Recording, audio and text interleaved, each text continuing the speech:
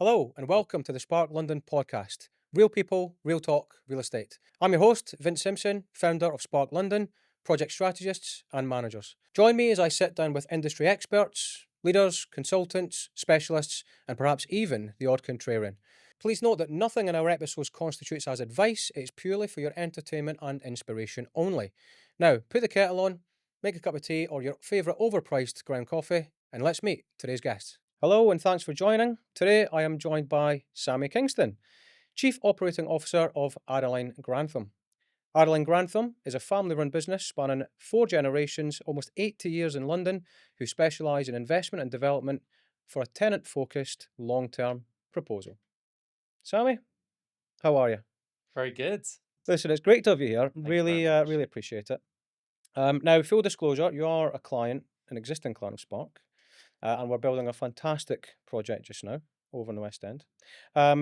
We could talk about how amazing the project management is and all that kind of good stuff, and how amazing you are as a client. We could, Thank you. but we probably shouldn't. No. So we're going to cover a few other things.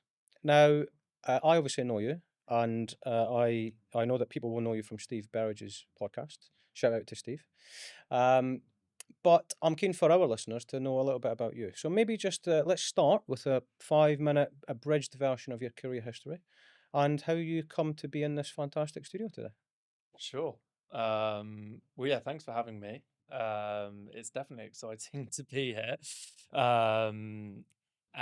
So I guess as a real abridged version, so my career spans 12 years, so far.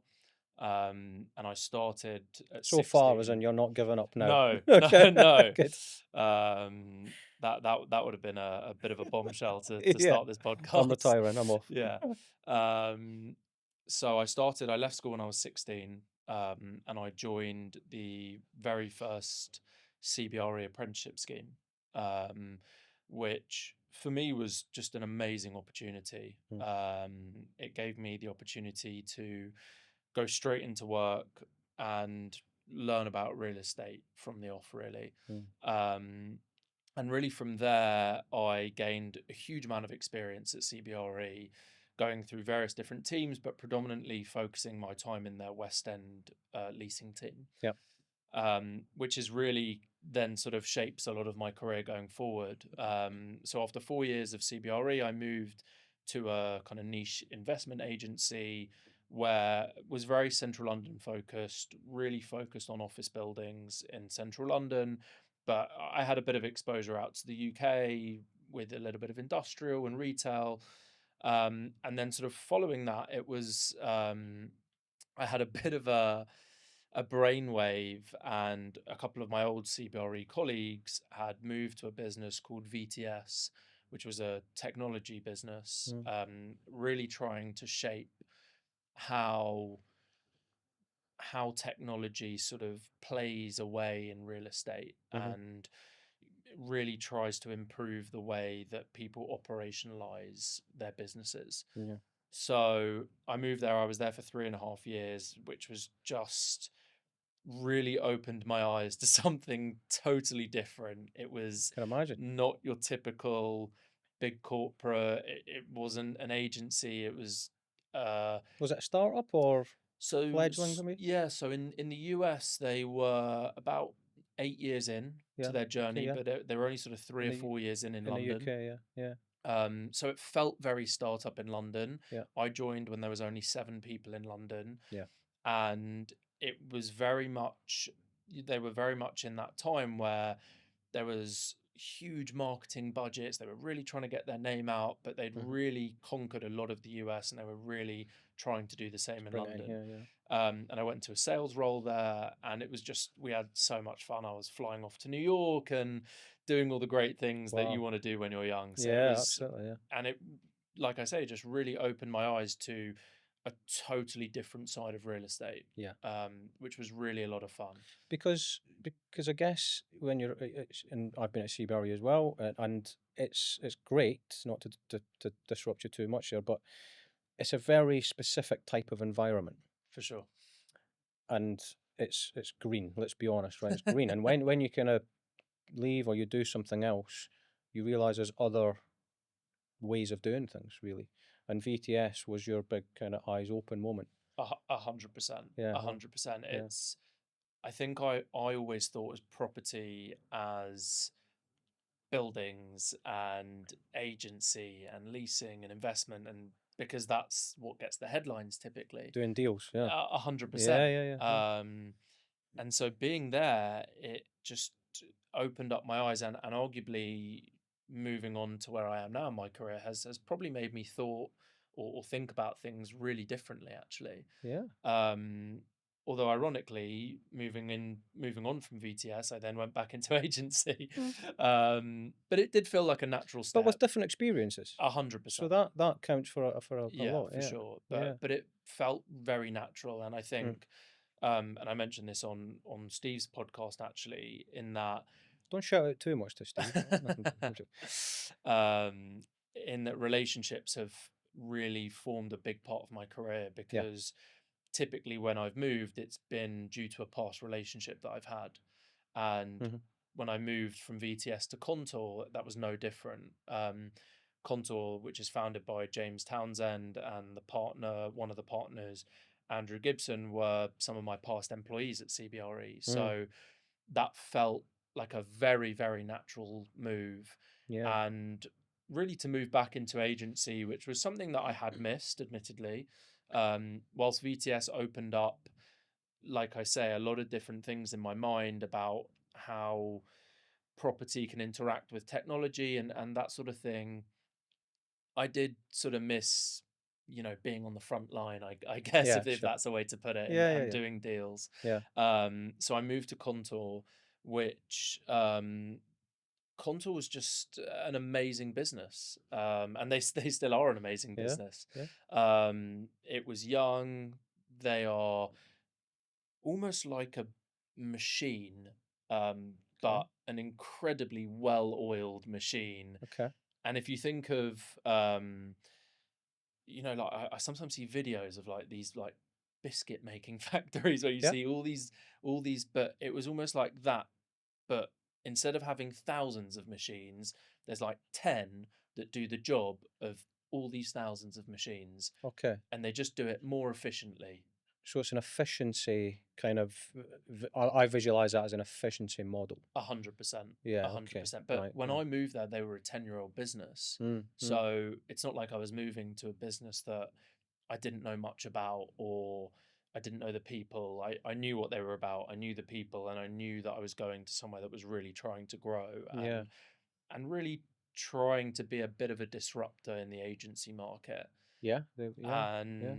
And I felt that when I was there. It was obvious to see. So it's a culture or a feeling, to use your word, when you walked into that office and that environment that was different and high energy and 100%. dynamic. 100%. Yeah. And what was really obvious about being at Kontor was, like I say, they were a 10-year-old business, predominantly always focused on the acquisition side. So they Yeah. always represented tenants, Yeah. and they merged with another business who represented the landlords. So their tenant business was this 10-year-old business spanning, just working with some of the most unbelievable businesses that Yeah. the likes of Monzo, the Yeah. likes of Hi Bob. These are businesses that they probably started working with 9, 10 years ago, probably having put them in a 6-desk office in a Yeah. WeWork, and now acquiring hundreds of thousands of square feet for them. Yeah. And that was their model. That Yeah. was, they've really worked on these high tech Yeah. businesses that have just grown and grown and grown. Yeah. So it was just an amazing place to be a part of. And I was focused really on the landlord side. So to be Yeah. able to dig into a lot of that knowledge that they'd built over so many years on the tenant side was just amazing. Yeah. So that was a fantastic time. It was arguably cut short. If anyone goes and reads my LinkedIn post about when I left Kontor, I put my cards on the table and said it was a very strange time to leave, because I wasn't ready to leave. I think often when you hand your notice in somewhere, you sort of feel ready to leave. You've made your mind up, and you've kind of 100%. flicked a switch in your mind, haven't you? Yeah. but this was different. Mm. I just happened to be offered such a unique and incredible opportunity to go and run a family office, which is where I Yeah. land now. Mm. So yeah, it's been a diverse 12 years, that's for Yeah. sure. Absolutely. But a fun journey, a fun journey. Definitely. Fun is a great word to Mm, use, given all the different stuff that you've touched on there. Before we get into kind of what you're up to today, and then where that links to a wider discussion. But okay, you made your mind up, right? You decided, and it was a great opportunity. But what was going through your mind? Because that's not a 5-minute decision. Um, you clearly would have had a fantastic career at Kontor. And again, not to repeat, but Kontor being a high energy, dynamic business, they're definitely a disruptor. I think they still are a disruptor. I've not 100%. done lots and lots with them, but you hear their name. So if I could just briefly kind of, and I don't know how to describe it, maybe bookend it. You've got a CBRE or a JLL or a Cushman's or a whoever. I hope these guys give me some royalties for mentioning all these guys, right? A Kontor, and then we'll get to kind of where you are now. But that's a big difference. Where's your mind at comparing those bigger firms to Kontor to then allow you to make the next step? Because that's a hell of a journey. Yeah, it is, and I sometimes have to remind myself actually, about how great that journey's been, Mm, because I think it's only when you sit back and talk about it or listen to yourself talk about it that you yeah, really think, oh wow, it's actually been quite fun yeah, and quite good. yeah, Um, but I think it often comes down to the person, and I know what kind of person I am. hmm, I always felt at CBRE, and this is by no means a dig because I absolutely love CBRE. I loved every minute that I was me too. there. Yeah, me too. Um, but I think for me, in all honesty, I sort of felt that I was always just had a little bit of rope on me at CBRE, that every time I sort of wanted to break away from that rope, someone was just at the Yeah, end going, just a little tug yeah, at the yeah, end. yeah, yeah, yeah, And I sort of just wanted to be free of the rope yeah, sort of analogy, I guess. yeah, And I think at Kontor, I think first of all, everyone's just allowed, to be who they are and be express completely who they are. And I'm not saying people can't do that at CBRE. I think people can absolutely do that at CBRE. yeah. But I think me personally, I just felt that I couldn't. Gotcha. Um, Mm. I think first of all, and this is a really important point to make, is that I was at CBRE from the age of 16 to 21. So, Yeah, I mean I appreciate obviously that someone wasn't just going to turn around to me and be like, right, go and do what you want. yeah, yeah, yeah, yeah. Frankly, I wasn't experienced enough, and I was probably a bit arrogant, in all honesty. Mm, Probably thought that I was much better than I was, mm-hmm, could do more than I probably could do at that point. mm-hmm. But that's okay. I think you learn to get rid of that arrogance, and you Yeah, learn to actually turn that arrogance into something positive. yeah, And you learn to use it to build parts of your career later in life. yeah, Um, 100%. but I think at Kontor, I was just allowed to really be who I was, and really, I think it was probably a bit of a turn in my career where I felt like I had a real responsibility at that Mm-hmm. business. For the first time, it was, you know, you've got to bring in clients, Yeah, you've got to transact, and you've got to make money for this business. yeah, yeah, And that was the harsh reality of it. And yeah. frankly, if you don't do any of those things, I'm not saying you fail, but you don't necessarily But succeed. yeah, that's the cornerstone of being there, right? And For sure. that's the business function. For sure. Totally get that. But I think at CBRE, you know, there's a bigger demand on the more senior people, which is they're the relationship owners, they're the relationship managers, Yeah. they're typically bringing in the Mm-hmm. business. And as a more junior person at CBRE, you're the one kind of running around Yeah. doing a lot of the hard graft below. Yeah. Um, whereas I actually love to go out and build relationships Yeah. and fight to bring in Yeah. clients, and that's a big passion of mine. So I can relate to all of that. I really can. My kind of equivalent to that was army, contractor, consultant, Mm. and now Spark. So different kind of step changes, but very different experiences as you kind of go through all of that. And it gets to a point where, and Kontor was maybe your moment. For me, it was setting up Spark, where you get that there's like a switch that goes, and you go from doing what your day job is to an entrepreneurial mindset. Now, Spark's not huge by any stretch of the imagination, but it's a very different way of thinking. And it sounds like that Kontor was your entrepreneurial moment where you were entrusted, obviously, kind of as part of a bigger team, but you were entrusted to go, right, now go out and do it and contribute to this business which you're part of, which is a very different thing from being in a huge business. 100%, but I think that's totally right. But I think also I've I've I've actually been really lucky in my career, and I'll give a shout out probably to a few people here, Do but it. you know, Andrew Gibson is definitely a person that he's been at the very sort of start of my career. He was sort of my line manager, I guess, if you like, at CBRE in the West End leasing team. And he actually did give me a lot of that license at CBRE. Mm. I don't think typically you would have a 17, 18-year-old come into your West End leasing team who at the time were 40% market share owners and, Yeah. arguably one of the best leasing teams, and say to an 18-year-old, why don't you come on the Shaftesbury account with me and go and do viewings on the Carnaby estate? Yeah. You wouldn't just No, do exactly. that. But he Probably wouldn't trusted. happen now. Wouldn't happen now. I agree, yeah. But Definitely he not. trusted me with that, and arguably, I think when you are trusted with that, you kind of learn to make mistakes and be comfortable with making mistakes, and understanding that not knowing everything is okay. Yeah. And then when I moved to Kontor and he sort of becomes my boss again, it was sort of that, but times 10. It Yeah. was like, okay, well, you're actually now here with 10 years of experience. Mhm. You've done this before.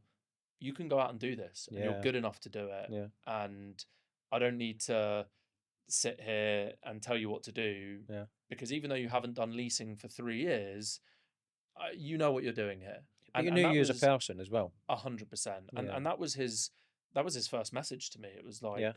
I know you haven't done this for 3 years, but Mm. you can do it. Yeah. And that's sort of all I needed to hear to Yeah. actually then go and do it. So that's a trust and empowerment thing, Mm, which we might come back to this as later on, but that that made the difference, is what you're effectively saying. 100%. Yeah, that's fantastic.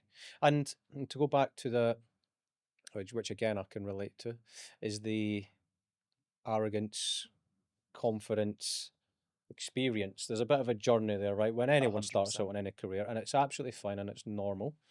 Um, but again, that's how I visualize it as well. There's an arrogant thinking of everything. There's confident, know most things, can still learn, and then there's a experience. But we're all learning all the time, of course, though. But that's the kind of journey that I visualize as well. So it's really important, if that's your journey, you you get the empowerment and the trust in the right places at the right time. Mm. So that's quite a journey to that point. But what you're doing now is also very, very exciting It and very is. different. It's very So different. now that we've kind of covered that point, let's talk about now the switch. So where we kind of got to was, you've made up your mind to leave Kontor and go and work for a family office. How did that come about? And I can imagine there was lots of chats in the background with your brain's trust and your friends and family and all that. Quite a jump. Yeah, it was. I say it was a strange one, but it wasn't. It really. It was. It's certainly unique.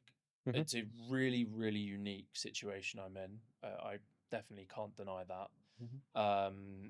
It came about having met the the family themselves, back sort of actually when I joined Kontor, and they became a client of Kontor when I was Okay. there. Yeah. And through that and leasing some of their buildings, we ended up talking a lot and getting very close. And I was doing a little bit of investment work at Kontor as well. And they had said to me, the family at the time, we're looking to buy something, would you try and help us? And I don't think they had bought anything since 1975, something like that. Wow. So the idea of doing that was quite a big decision. So Yeah, of course. to sort of be trusted with that, and that's it goes back to that kind of putting faith and Yeah. trust in someone as well. Yeah. Um, but I found an asset. We bought. I advised them on buying a building, and that was, I think, where we really. I don't want to say hit it off, but that was sort of really where There we was a rapport, connection, synergy. There was something there. 100%. Yeah, And I yeah, think yeah. they saw in me that I was actually talking about this morning with someone. In really good leasing agents think like landlords. Mm-hmm. And I think because arguably maybe some of my family history, and I think I've thought like a landlord, like an agent. Okay. And I think that's why we sort of hit it off in that way, because when we were going through the process of purchasing that building, I really had to think about how do I sort of not show off my knowledge here, but how do I show that I can be a real You've got trusted, value. add value and be a real trusted partner of theirs, Yeah. that frankly I'm not just telling them to go and buy a building so I can get a fee. That was what I really wanted to prove to them. Which happens a fair bit, to be fair. A Yeah. 100%. So to stand out from that was important. That Yeah. was Go on. really key for me. Yeah. So that was really how it came about. And actually, we then had a few conversations about how they're transitioning Mm. in their family office from, you know, they're incredibly unique in that they built and developed their own buildings, Yeah. which is frankly unbelievable. One of which we're now working on Yep. together. Yep. It's mind blowing. Yeah. It really is. Yeah. We were talking literally before this podcast Mhm. about how they still have all the original drawings from the It's amazing. 1960s. Yeah. It really is amazing. Yeah. So, but I think eventually it kind of came to a point whereby they had to shift, and that happened naturally. Um, and we had some conversations about how that could happen and how maybe bringing someone younger into the business to kind of take it through that next sort of era, I guess, if that's the It's almost like a springboard into the next chapter era. a little bit. Yeah. So yeah, we had a few conversations, and I think eventually it kind of ended as, what about you? Sort of looking at Yeah. me. And I think instantly it just felt like something that, yeah, and at that point I hadn't been offered a job, but Hmm. I was like, wow, But even to be asked that question, for sure.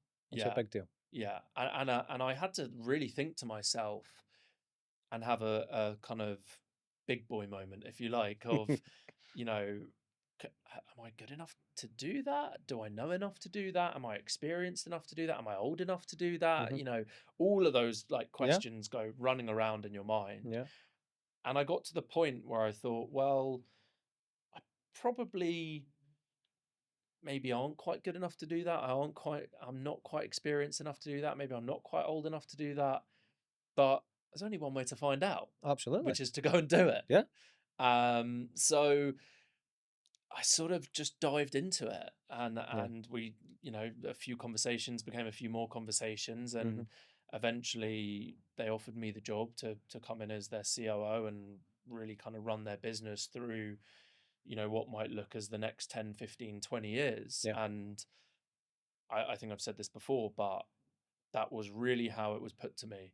If you're coming here as a stopgap for your next job, Yeah. or this is a 2 or 3 year thing, then That's conversation over. yeah. This is 5, 10, It's a long term. 15, 20 years. Yeah, Come and see the change of this business and how we evolve yeah, and grow. So yeah.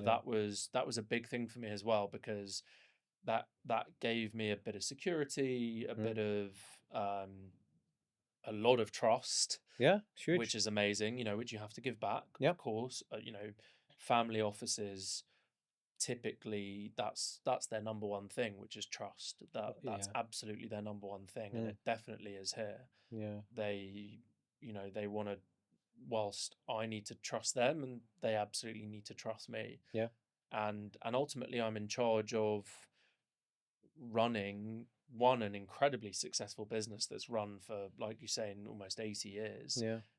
but then moving it into not necessarily a different direction, but a really exciting new generation of where it could go. It's an evolution It's definitely of an the heritage. evolution. Yeah. And yeah, like I say, they built, of which we really only own 3 now, but some of them were sold off many years ago. But we still own 3 buildings that they built in the Mm. 1960s, and we're now in that time whereby we've had to make very big decisions on what do we do with them. Yeah.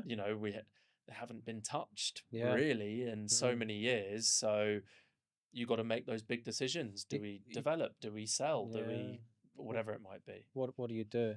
And that to me again is the trust. It's all of that, but the autonomy that you have been given with a team, obviously, and obviously I know the background of the family and all that, but you are at the sharp end of this, which is hugely exciting. It's amazing. It really, really is. It's Yeah, I have to pinch myself every day. Yeah.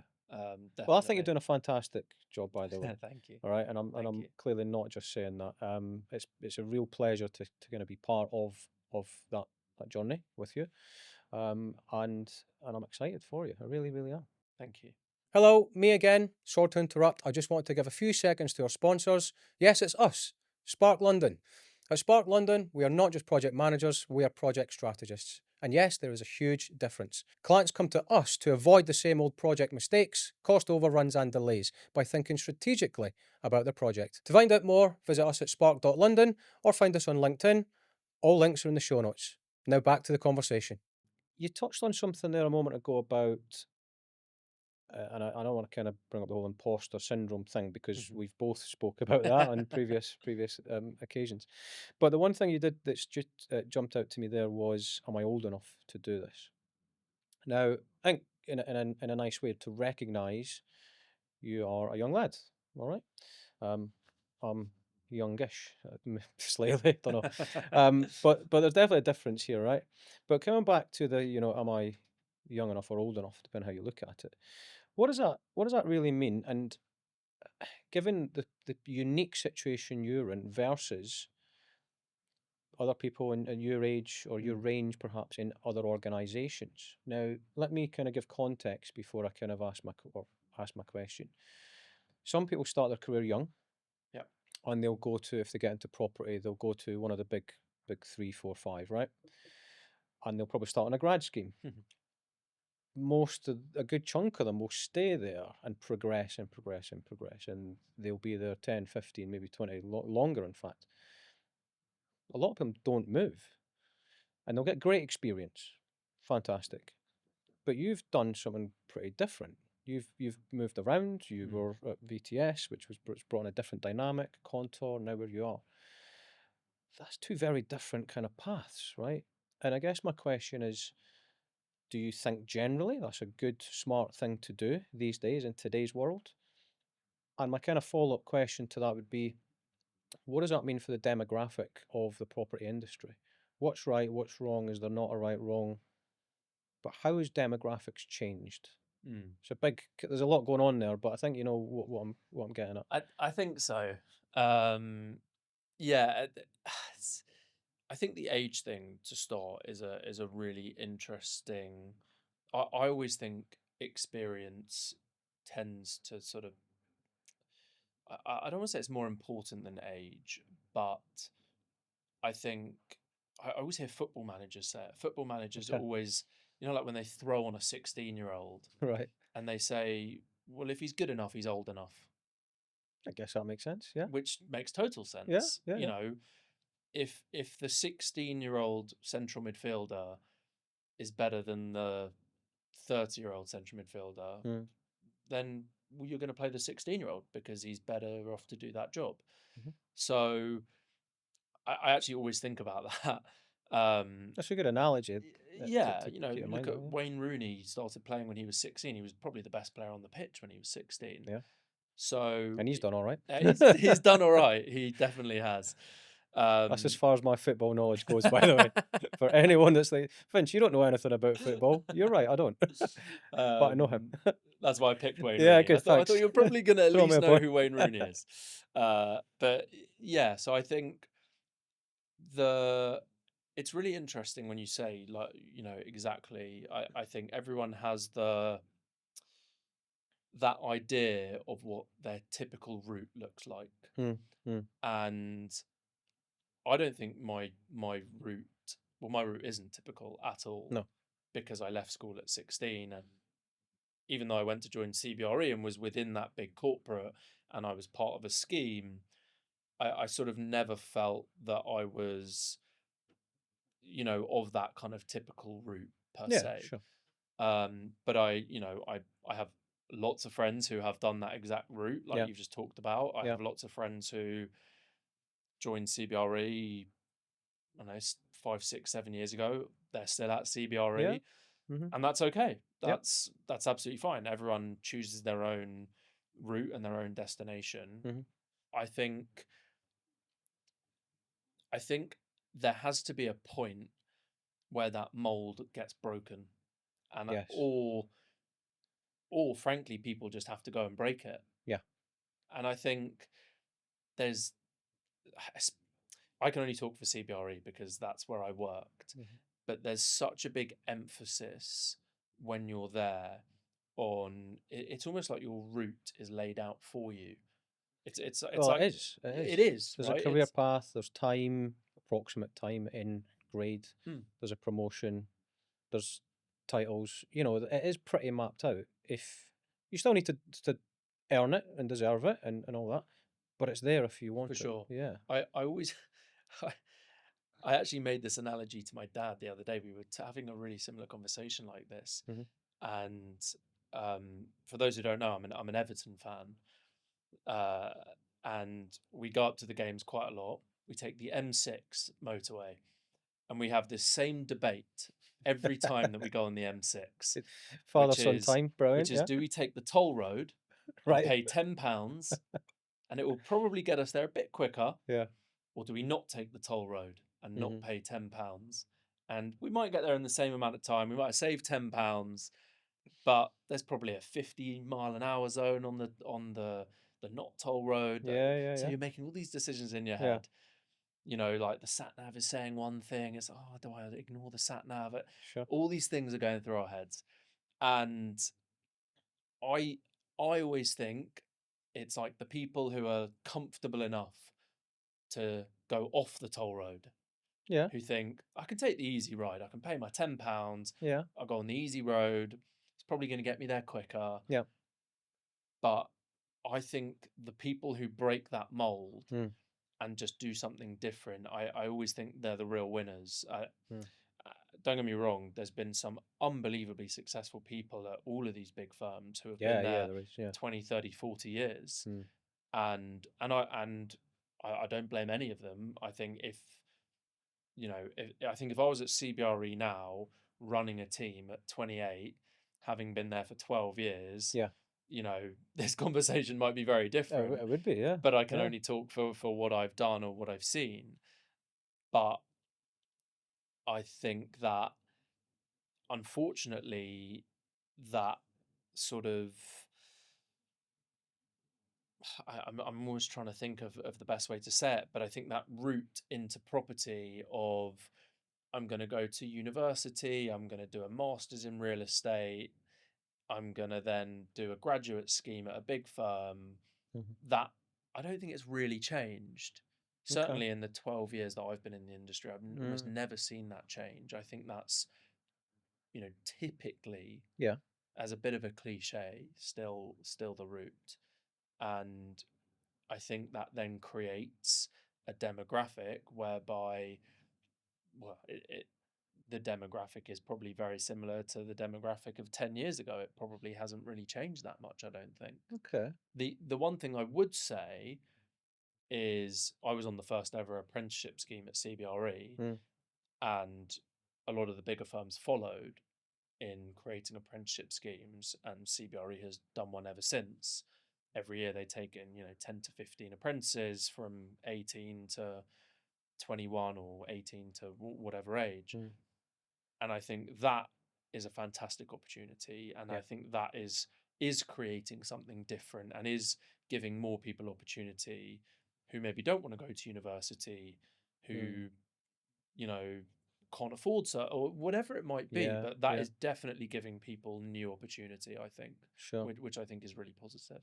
I totally agree with that. And to be fair, CBRE and a couple of others, but mostly CBRE have always been quite innovative about 100%. that talent progression opportunity. Now, yes, some of it can be mapped out and it's pretty linear, shall we say? But they're always thinking of different ways. But you've done well there to keep up with my questions because they were all over the place there. But the last kind of bit of that, and it's not necessarily a question, but it's a thought that I've maybe observed when demographic has changed, and I think it's just to call it out. Younger people, younger than me, younger than you, young people as they come through whatever career. I do think we're in a world, and it's not because of them necessarily. Society in the world we're in moves quicker. 100%. Technology is a bigger deal. I'm sorry to say, but we've probably all got a bit of a less attention span these days. Less kind of balanced life, all that kind of good stuff, which we all know about, and that's a whole different Do you podcast. do you think we have a sorry, just I No, want to no, no, touch on go on, that because go on. it sparked something. Yeah, yeah, yeah. Not pun not intended. But I love it. Do you think we have less attention span, or do you think that, and I think post COVID, Hmm. people's mindset changed? Yeah. That's what I think. I don't know necessarily what you think. Okay. And I'm not here to interview you. But No, but this is a two-way thing, and so I'm glad you kind of called it out. So yes, I think post-COVID, the world is massively different. Big, huge, fat statement, right? Easy to say. for sure. How do you bring that in? How does it mean something at a local level? Controversial. I do think people's work ethic is different. Not, and myself included. I don't think anyone's as efficient or as driven or as productive as they were pre-COVID. I think pre-COVID we were all at 120 miles an hour doing too much. If I'm being brutally honest, a lot of us kind of living on caffeine and kind of just keeping going. I don't even think matcha existed before COVID. No, maybe not. No. So I think pre-COVID was too hard, too fast, too much. Yeah, I agree. I think after that, when we actually forced to realise what a bit more of a balance was, I don't think we've ever come back to full capacity. Yeah. Then you put a technology layer over that, and here's my little kind of, and I think we might have mentioned this before, but one of my immediate kind of thoughts, even on Outlook or WhatsApp now, you don't even have to reply. You can just give a thumbs up.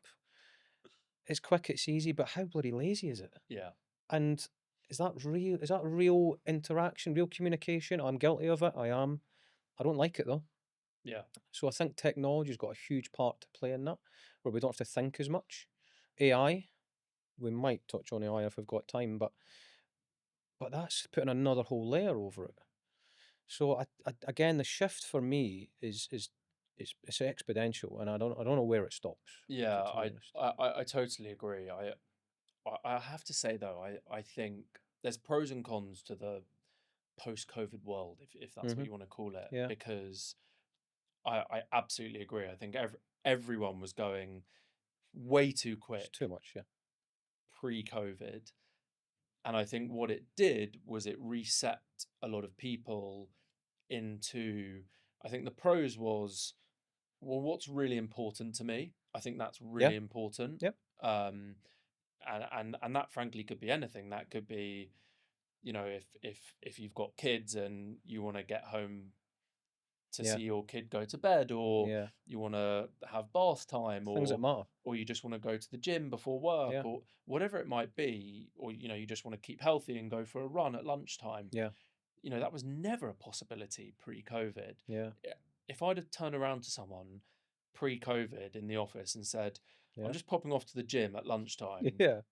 honestly, they would tell me to leave. Yeah. They would tell me where to go, Yeah. Yeah. basically. Yeah.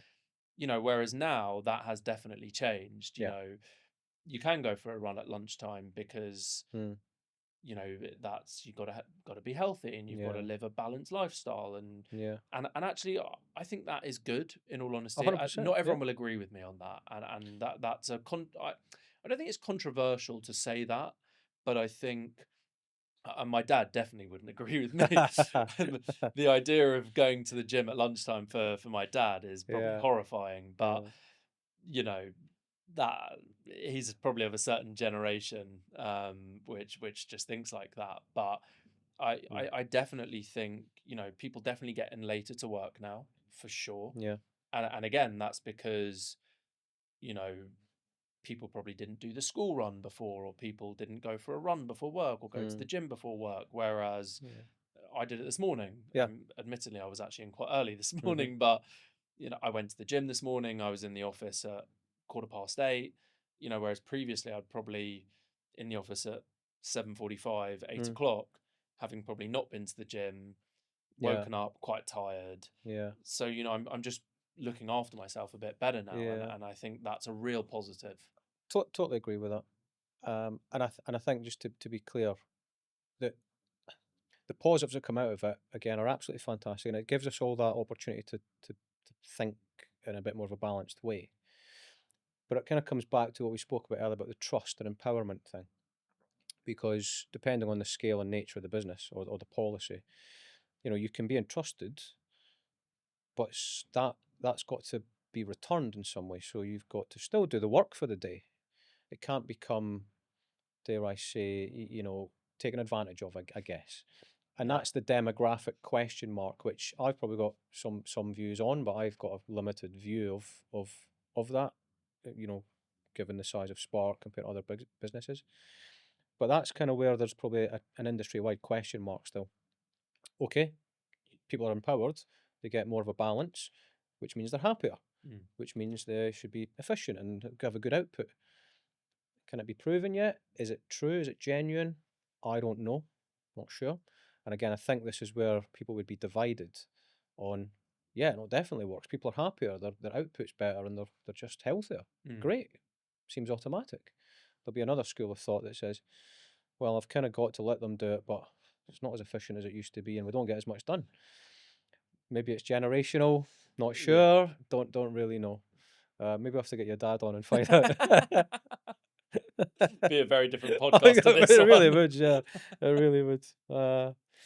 Um, so that's really interesting. Okay, maybe we take a little change here and come back to maybe some real estate specific, a little bit innovation. So, I don't think there's any secret that we are in a very innovative industry, and when I say industry, that's property, construction, real estate, you know, the whole banner of it. Very innovative.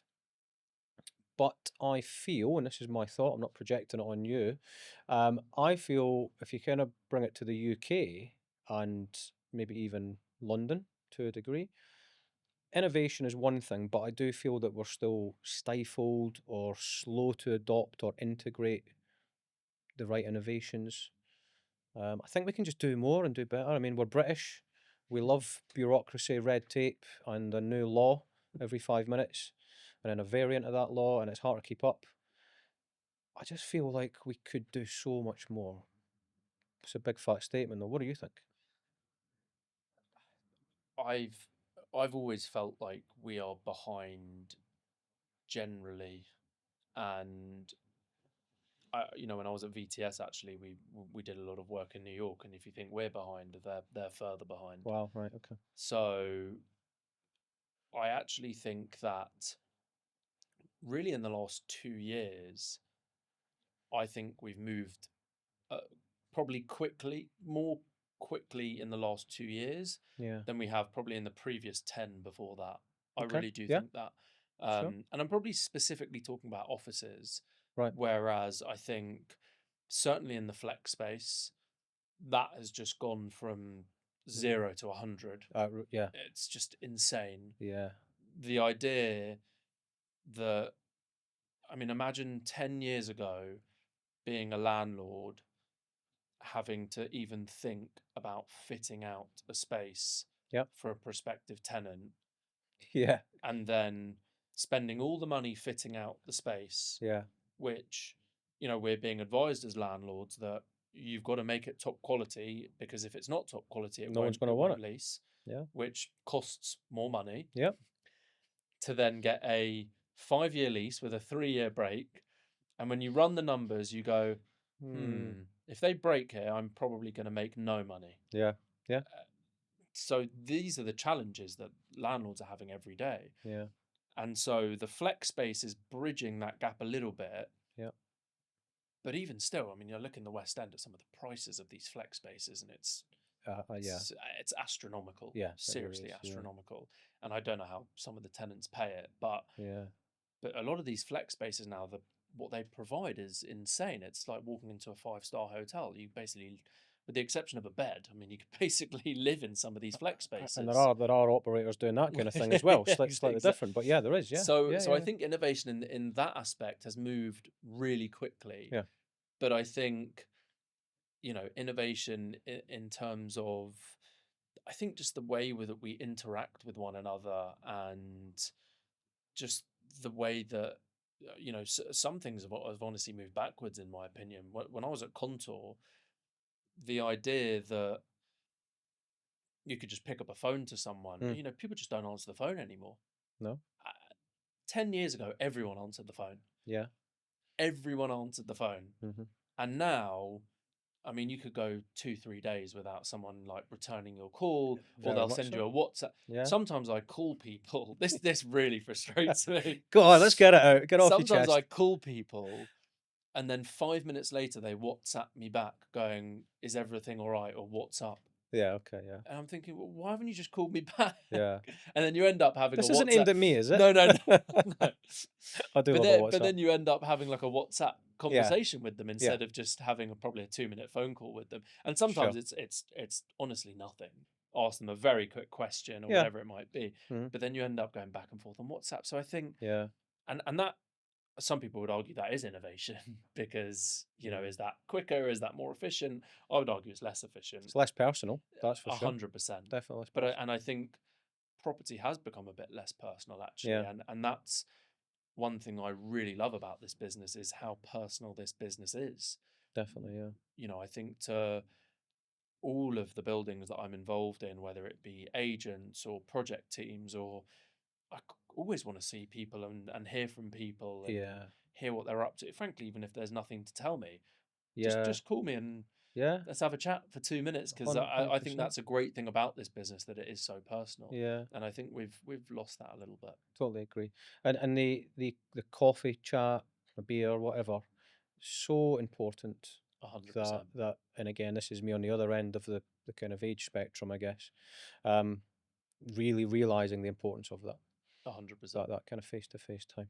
Okay. So kind of building on that, the innovation piece, the market outlook. You've got some great experience from your background, and now where you are as a landlord. What does the market look like now? All the big names, I've mentioned them enough, so I'm not going to mention them again. They've all got reports that come out. I subscribe to most of them out of sheer curiosity. They all say something different, though. Now they do. They all do. And having been at some of these firms, it doesn't always translate their own reports to what we were seeing on the ground. But so taking that, maybe with a pinch of salt, what's happening on the ground? What do you see? Because where you are now, I get, but you're still very well connected. You're still pounding the pavements. It doesn't come naturally to me, but you will be able to name off, oh yeah, building over there, such and such, blah, blah, blah, that went for this rent. I don't know how you guys do it, but you do it expertly. What's the outlook and direction of the market?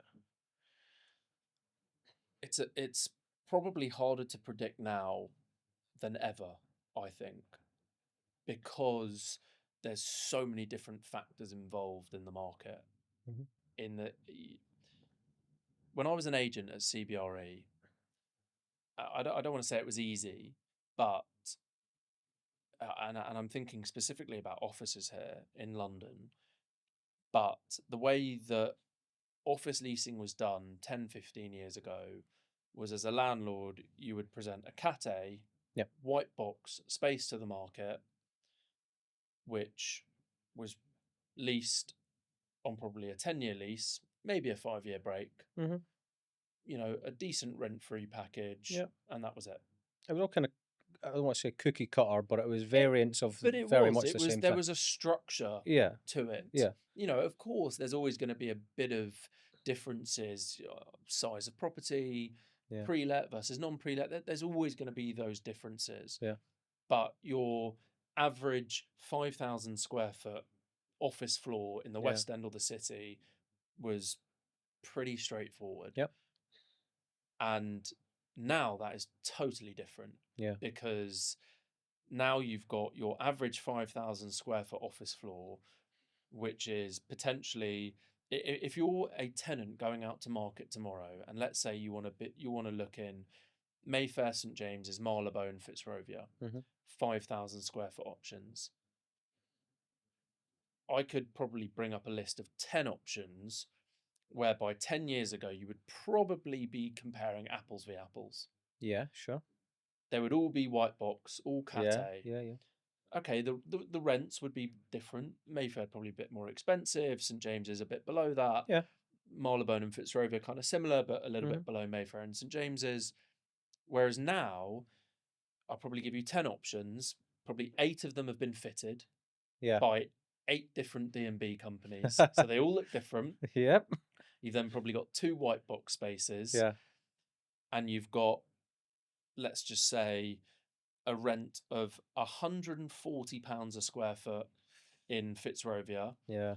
versus £120 in Marylebone versus 200 in Mayfair versus 180 in St James's, and you might even have one option thrown in there in Marylebone that's like also £180. Yeah.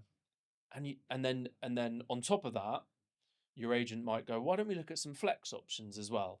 So in which case you then go, well, actually in a flex building, you only need to be in 3,000 square feet Yeah. because Yeah. you've Yeah. got meeting rooms and phone Yeah. booths, Yeah. Yeah. It's a different. and you can have all of Yeah. that for a managed price Yeah. of £250. Yeah.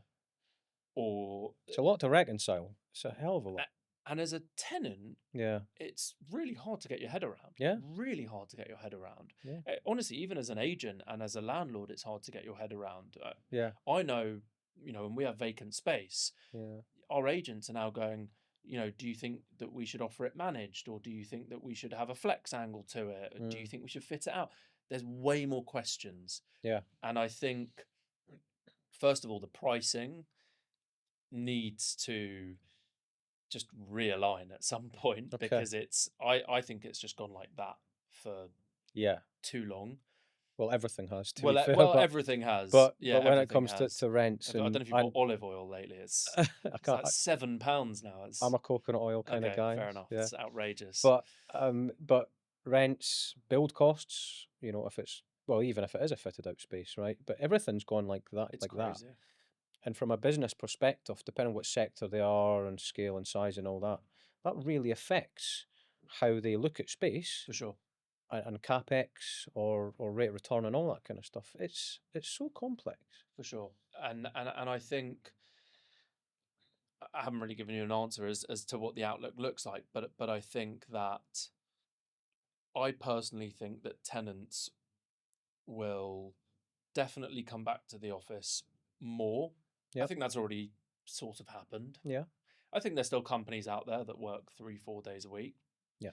A lot of them are in our building, so we know. Yeah. But I just think that companies will really start to review their office space more, Yeah. and how they use it and what's important to them. I don't think that they ever thought about those things. No. I think they thought about them from a certain aspect of, well, we need a kitchen and we need desks and we Yeah. need meeting rooms. But now everyone needs phone booths because people are on Teams calls or Zoom calls. Yeah. Everyone needs more meeting rooms because more Yeah. meetings are happening, and people need less desks, and people want Mm. massive kitchen areas because Yeah. there's more breakout space. Yeah. People just think about things Totally differently. different. Yeah. But I think that over the next 5 years, something has to change in, certainly as a landlord, it's just becoming insane. Mm. You can't, it doesn't work Yeah. to go and buy a building, fit out a space for hundreds of thousands of pounds to then lease it Yeah. on a 5-year lease with a 3-year break, where you're at risk of your Yeah. tenant leaving after 3 years and potentially leaving you with another 6 to 9 month void. Yeah. It makes no sense. So Absolutely. I just think that needs to realign. But the flex market is such a disruptor to that. Yeah. Arguably, I could argue that all offices are just going to go that way and just all go Mm. flex. So Yeah. and there's an argument for that. Some Mm. people do believe that. Well, some big companies have not gone all the way there, but big global companies that we would all know, they've got their HQs and all that, but then they've got satellite offices For sure. which have gone flex, because they don't see the need to go and sign up to a 10 with a 5 or a whatever, right? They just don't feel the need for that. They want to be more flexible and nimble. And yes, okay, it comes at a premium, but that's worth it to them. All right. Um, so I see all of that what you're saying, but how do you think that shapes how people think differently? Now, as you know, Spark has gone through a reposition recently to project strategists, managers, and client reps. Um, and the reason I've done that is because I genuinely believe there's not enough thought given up front.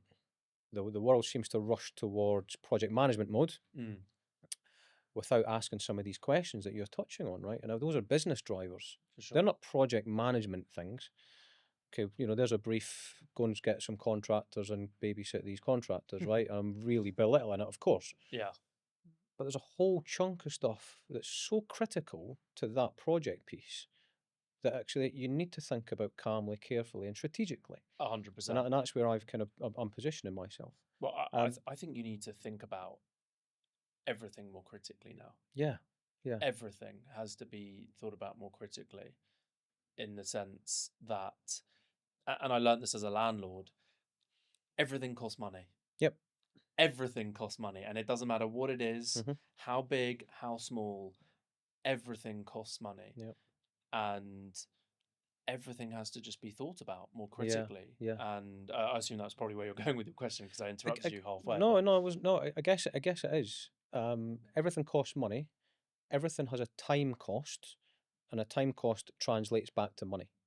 All right, and every bit of money that someone will invest, whether that be an investor or an occupier, whatever, they are expecting some kind of return in one way, shape, or a form. for sure. And I think, not to get on my soapbox too much, but our industry pre-COVID was just in a spiral, and we're Mm. probably still in a little bit of that spiral. Quicker, faster, cheaper. But in doing so, you rush into problems which ultimately cost you time and money. And I could go on about it all day. Most of the time you go over budget or over time in one way, shape, or form, right? Sad as it is, Pretty much always. pretty much always, Yeah, right? Now you won't see that on LinkedIn. That's not what people want to post about, but that's the harsh reality of our for industry. sure. And I've got a real bee in my bonnet about actually calling that out and trying to address that and avoiding these challenges before they happen. That's kind of my approach to it. Mm.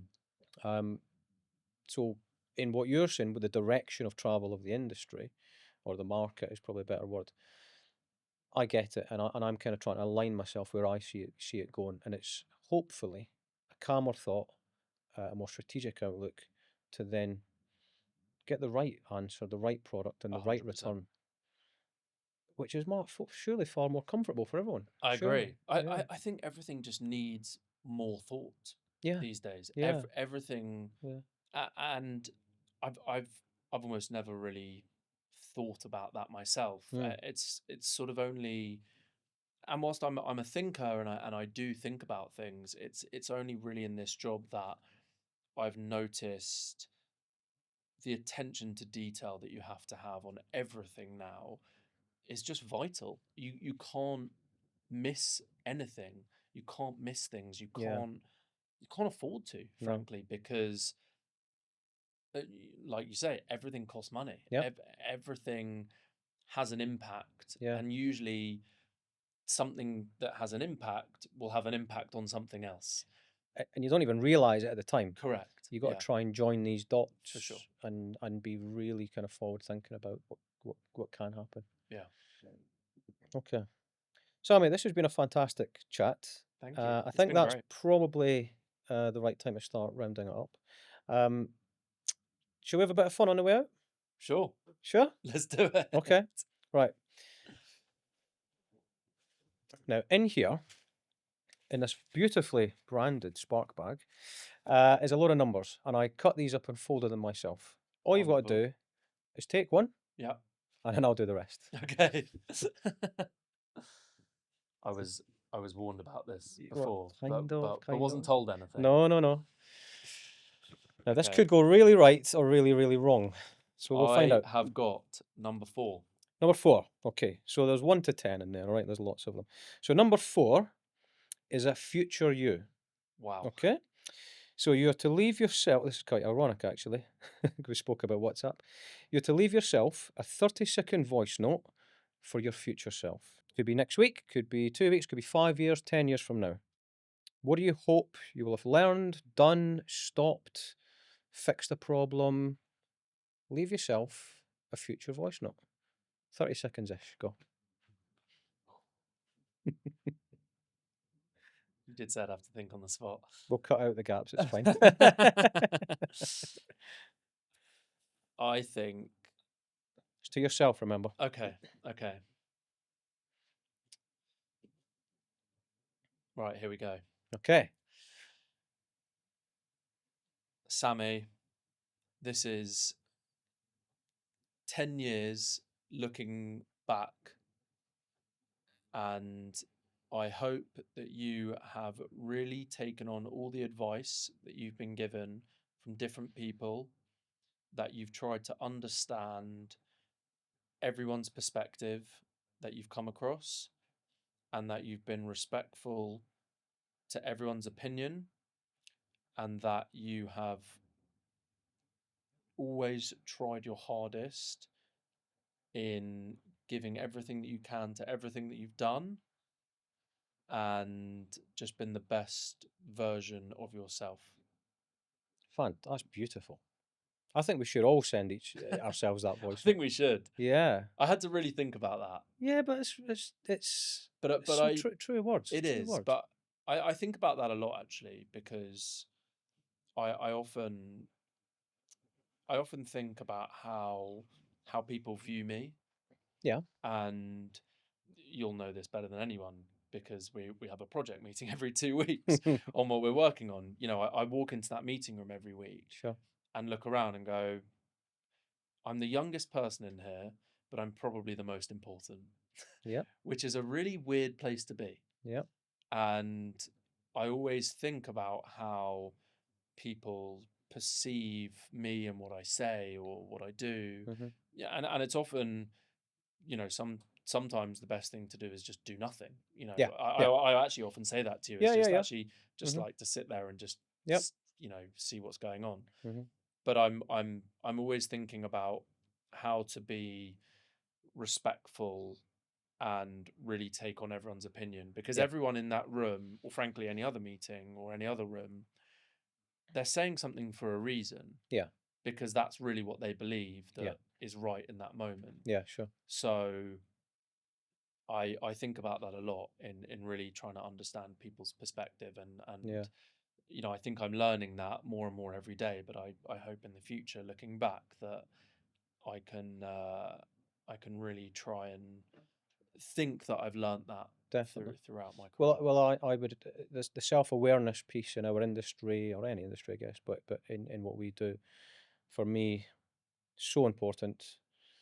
Not everyone gets it right. I don't get it right all the time. I don't think anyone does, but it's so important. We've always got to keep working on that ourselves and keep working on ourselves.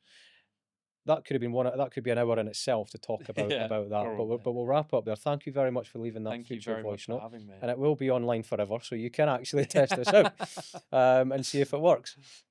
Sammy, thank you very Thank much you. again. We're going to put the links to the website and your LinkedIn in the show notes, Super. and I'll see you for a project meeting pretty soon. Sammy, Definitely. thank you very much. Thank you very much. I hope you enjoyed today's episode. I have no doubt that you got some thoughts and inspiration from that. If you could like, subscribe, share, do all that kind of great stuff. And if you want to get involved in today's discussion, please do so through LinkedIn. Um, we're going to put the show notes at the bottom so you can check out Sammy's LinkedIn and the Adeline Grantham website. Some great properties on there. And if you or someone that you know could do with some strategic advice, please do check me out on LinkedIn or get in touch with us through spark.london. Until next time, thank you very much.